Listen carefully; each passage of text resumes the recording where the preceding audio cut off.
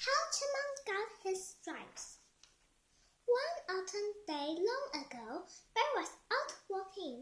As he walked, he began to brag. I am Bear. I'm the biggest of all the animals. Yes, I am. I am Bear. I am the strongest of all the animals. Yes, I am. I am Bear. I am the loudest of all the animals. Yes, I am. I am Bear. I am Bear. I can do anything. Yes, I can. As soon as Bear said those words, a little voice spoke up from the ground. Can you really do anything? Bear looked down. A little brown squirrel standing on his hind legs. Can you really do anything? Brown squirrel asked again. Bear stood very tall. I am Bear. I can do anything. Yes, I can. Can you tell the sun not to rise tomorrow morning? Brown squirrel asked. I have never tried this before. But I am Bear. I can do anything. Yes, I can. Bear turned west to face the sun. It was time when the sun always goes down. Bear stood up to his whole height and spoke in a very loud voice. Sun, do not come up tomorrow. At his words, the sun began to disappear behind the hills. You see, Bear said, even the sun is afraid of me. He's running away. But will the sun come up tomorrow?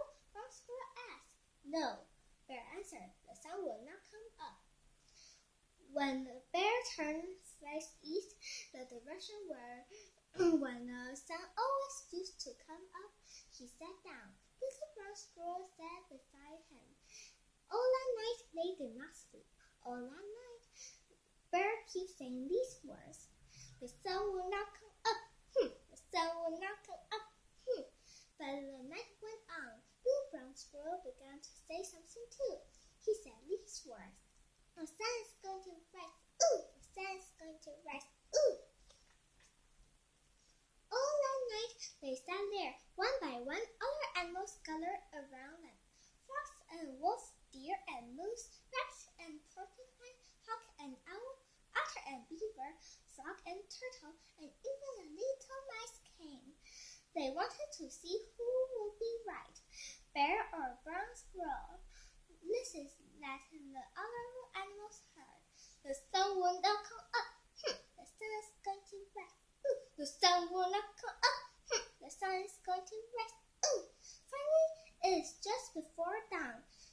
The time when the sun always used to come up. Look, said Turtle. A little bit of ray starting to show. Yes, said Owl. I believe the sun will rise today. Bear only chanted louder. The sun will not come up.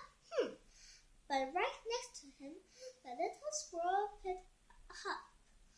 The sun is going to rise. And the sun came up. The birds sang their welcoming songs. The bright light of the new day spread over the lands. Everyone was happy except for one animal. That animal was Bear. He sat there with his head down and his grumpy face. The happiest animal of all was a little brown squirrel. The sun came up, he chirped. The sun came up, the sun came up, the sun came up. Brown squirrel was so happy he forgot that his wise grandmother had told him when he was very young. Brown squirrel, her grandmother said, it is good to be right about something, but when someone else was wrong, it is not good to tease them. Brown squirrels began to tease Bear. The bear is foolish, the sun came up. The bear is silly, the sun came up. The bear is good, the sun. Look! Bear's big paw came down on little brown squirrel, hitting him to the ground. Bear leaned over and opened his huge mouth. Yes, Bear groaned. The sun did come up. Yes, I do look foolish, but you will not live to see another sunset. You will not ever tease anyone again, because I, Bear, am going to eat you. Brown squirrel thought fast. You are right to eat me, he said. I was wrong to tease you.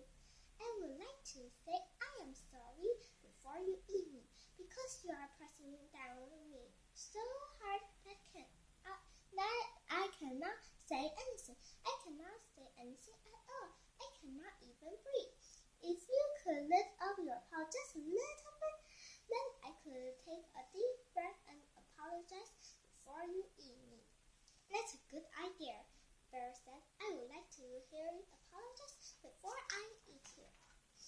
So the bear lifted his paw, but instead of apologizing, Brown Squirrel ran. He ran as fast as he could toward the pile of stones when he had his home. He had a tunnel underground, those stones, and a nice warm burrow underground. Little Brown Squirrel's grandmother stood in the door waiting for him. "Hurry, Brown Squirrel," she called. "Hurry, hurry!" Little Brown Squirrel dove off for the door of his home, but Bear was faster than he looked. He grabbed for Brown Squirrel and his big paw. Bear's long, sharp claws scratched Brown Squirrel's back from the top to the head of the tail. Brown Squirrel got away, deep down in his burrow when Bear could not get him.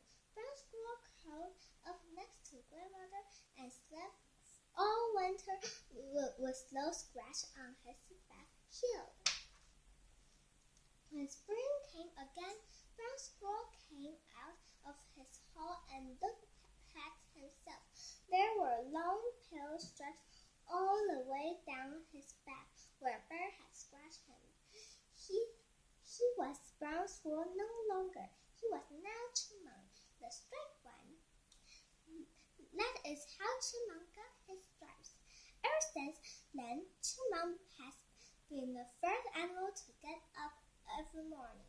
As the sun rises, he scoots to the top of the tallest tree and sang his song. The sun came up, the sun came up, the sun came up.